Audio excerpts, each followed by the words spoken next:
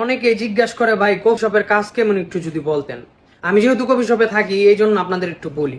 Coffee শপের কাজ বুঝেছি, এসির নিচে 12 ঘন্টা ডিউটি, কোনো কোনো দোকানে 14 ঘন্টাও ডিউটি, কিন্তু কাজ কিন্তু ওই এসির নিচে। তারপরে এই কফি শপে সপ্তাহে 7 দিনের ভিতরে আল্লাহর রহমতে একদিনও বন্ধ নাই, কাজ কিন্তু এসির ভিতরে। বেতন 1400 1500 আস্তে আস্তে বাড়বো, বেতন 2000 আইতে আপনার মনে করলেন 2-3 বছর যাবো না, কিন্তু কাজ বেশি নিচ্ছে। তারপর আপনার আরেকটা সুবিধা হইলো কি, এই কফি শপে কাজ করলে আপনার প্রত্যেক মাসে আল্লাহর রহমতে 100-150 টাকা কেটে নিব। কি জন্য কেটে নিব এটা কেউ কইতে পারে না।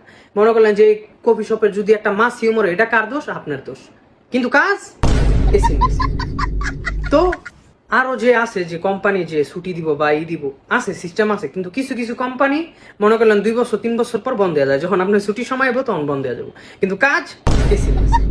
কিন্তু একটা লাভ কি, আপনি যদি এই কাজটা শিখে রাখতে পারেন তাহলে আপনার ভবিষ্যৎ উজ্জ্বল।